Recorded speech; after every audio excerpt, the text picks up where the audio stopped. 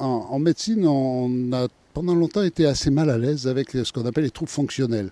Troubles fonctionnels, c'est quoi? C'est que je me plains de ma digestion, je me plains du stress, je suis stressé, je suis irritable, ou bien j'ai des douleurs ostéo-articulaires, mais je ne fais pas forcément de l'arthrose ou de l'ostéoporose. Et puis j'ai des problèmes cutanés, et puis j'ai des problèmes de sommeil. Enfin, il y a plein de problèmes qui font quand même 80% des motifs de consultation chez le médecin, qui ne sont pas répertoriés comme des vraies maladies, mais comme des dysfonctions. Eh bien, tout cela est probablement dû, et nous travaillons beaucoup là-dessus, à des alimentations qui ne sont pas adaptées à la personne, et nous arrivons effectivement à soigner toutes ces plaintes avec des conseils sur le plan de l'alimentation, mais également en remettant les gens en mouvement et en appliquant des méthodes qui sont extrêmement intéressantes. Il y a énormément d'informations alimentaires qui paraissent souvent très paradoxales. On a l'habitude de parler de la cacophonie alimentaire. Alors pourquoi? Notre point de vue, c'est qu'on essaye de trouver depuis longtemps un seul modèle qui s'appliquerait à tout le monde.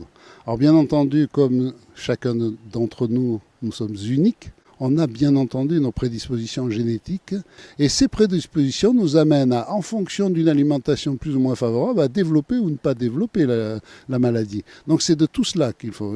L'être est unique, il a ses prédispositions et ensuite il y a tous les facteurs dits de l'environnement, dans lequel l'assiette fait partie, mais aussi l'activité physique, mais aussi la façon de dormir, la façon de gérer son stress, de s'adapter à l'environnement stressant, qui font que tout cela se conjugue pour arriver à être ce qu'on appelle la bonne santé. Et même sa masse musculaire apparemment, il faudrait une certaine masse musculaire pour que son corps puisse travailler, fonctionner de manière optimale. Vous avez tout à fait raison et c'est notamment très préoccupant plus on avance en âge. Lorsque les personnes ont perdu de la masse musculaire de manière importante, on appelle ça la sarcopénie, c'est une perte de masse musculaire, eh bien, c'est extrêmement prédictif d'un état de rentrée dans ce qu'on appelle la fragilité, et cette fragilité étant prédictif d'une possible dépendance rapide.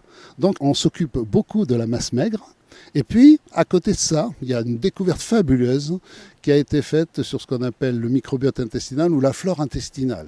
Nous avons 10 fois plus de bactéries que de cellules dans l'organisme. On commence à connaître les fabuleuses propriétés de ces bactéries intestinales. Donc il ne faut plus voir des bactéries comme simplement des agents infectieux quand on n'arrive plus à les maîtriser. Il faut les voir comme des coopérateurs qui nous aident à vivre. Et aujourd'hui, on s'occupe beaucoup de notre microbiote, de notre flore intestinale.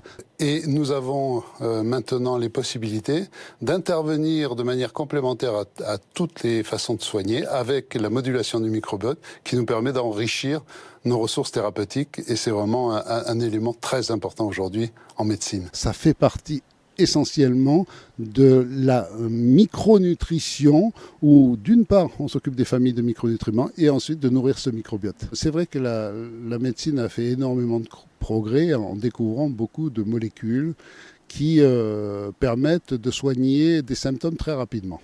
Alors ça a été le grand développement de ce qu'on appelle l'allopathie avec des anti-tout, c'est-à-dire des antibiotiques, des anti-inflammatoires, des anti-infectieux, des antidouleurs. Et effectivement, comme ces médicaments sur les symptômes sont très efficaces, ils ont fait l'objet d'une grande diffusion. Ils ont fait l'objet d'une grande demande aussi de la part des patients parce qu'effectivement ça marchait. Et on s'est rendu compte que ça soignait sur le moment, mais que ça ne guérissait pas forcément le fond. Alors on commence à revenir un petit peu en arrière et on se dit on a peut-être trop consommé de médicaments, il faudrait peut-être guérir c'est bien ou faire de la médecine curative avec des médicaments sur les symptômes, c'est intéressant, mais il faut quand même soigner la cause et faire de la prévention. Et c'est vrai qu'aujourd'hui on commence à se dire par exemple que les antibiotiques c'est plus automatique, vous savez, c'est selon la formule de l'assurance maladie, effectivement on tue quand même un certain nombre de bactéries du microbiote, les études l'ont montré, donc on se rend compte que c'est pas anodin. On sait que lorsque nous avons des infections virales, ce n'est pas forcément les antibiotiques qui sont le mieux adaptés aux infections virales. Eh bien, si on donne des probiotiques à la place, on arrive à avoir des résultats sur le long cours qui sont de bien meilleure qualité. Et ça, c'est certainement un progrès pour la santé. Alors l'approche que nous avons en micronutrition, parce qu'on s'est intéressé au sujet, c'est de développer une consultation qu'on appelle la consultation de médecine préventive individualisée. Donc effectivement, Lorsqu'on fait une consultation médicale, on s'intéresse à aller diagnostiquer une maladie, donc on fait des examens pour voir s'il y a une maladie, on traite la maladie. Mais par contre, rien n'a été développé pour estimer tout ce qui ne va pas et qui a pu provoquer la maladie. Et cette consultation, on l'a modélisée. Et globalement, on peut faire une très bonne consultation sur l'alimentation, l'activité physique et dépister tous les facteurs de risque. En une demi-heure, 3/4 d'heure, on arrive à faire ces choses-là. Et on peut arriver à la phase où il y a peut-être besoin d'aller dépister biologiquement des choses. Et il existe des examens qui vont encore plus loin. La consultation de médecine préventive, c'est une consultation qui n'est pas remboursée aujourd'hui par l'assurance maladie. Parce qu'aujourd'hui, la prévention ne fait pas partie de l'assurance maladie. Ce qui se passe depuis une dizaine d'années, c'est que les médecins sont devenus, pour une partie d'entre eux qui s'intéressent à la nutrition et à la micronutrition, experts pour savoir de quoi les patients ont besoin et orientent les patients avec ceux qui font les travaux les plus sérieux, avec des références scientifiques. Ce sont des médecins généralistes qui se sont intéressés à la nutrition, à toutes les possibilités de soigner autrement qu'avec les médicaments, qui se sont orientés vers ces approches-là. Aujourd'hui, nous, on s'intéresse beaucoup à l'interface digestive et à la flore intestinale dont je vous parlais, parce qu'effectivement, il existe un certain nombre de perturbations de santé qui sont en relation avec des problèmes de perméabilité intestinale. Effectivement, lorsque vous avez un intestin enflammé, il est possible qu'il y ait de la perméabilité, il est possible que certaines molécules alimentaires puissent passer et donnent des réactions immunologiques. Mais ce n'est pas pour autant que vous êtes allergique aux aliments.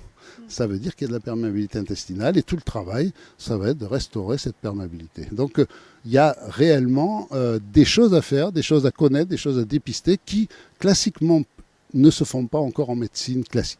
On voit bien que ça nous rapproche vers la meilleure connaissance du fonctionnement de l'organisme qui fait que c'est en mimant ce que l'organisme sait si bien faire qu'on arrive à se soigner et non pas en inventant des choses qui vont aller à l'encontre de ce que l'organisme fait.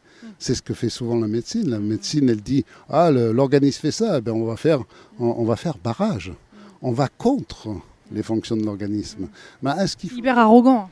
Vous savez, c'est l'homme. Hein. L'homme, il veut... L'homme comme on l'a connu, j'espère que l'homme évolue. L'homme évolue, oui. C'est avec ces connaissances-là qu'on trouvera les meilleurs remèdes. Les probiotiques en font partie. Hein. C'est vraiment les probiotiques, c'est le contraire de l'antibiotique. Quand on parle de probiotiques, c'est bien des bactéries. Hein. Ce sont des bactéries qu'on revivifie, qui ont été sélectionnées parce qu'elles avaient les qualités pour être bonnes pour la santé. Les prébiotiques, c'est autre chose, c'est la nourriture des bactéries. Ce sont des fibres, la plupart du temps, qui permettent d'augmenter la quantité de certaines populations de bactéries qui sont bénéfiques pour la santé. Donc, il y a le probiotique, la bactérie, le prébiotique qui nourrit la bactérie, et les deux peuvent être intéressants, voire synergiques, et on peut utiliser l'un et l'autre ou l'un sans l'autre, ça dépend.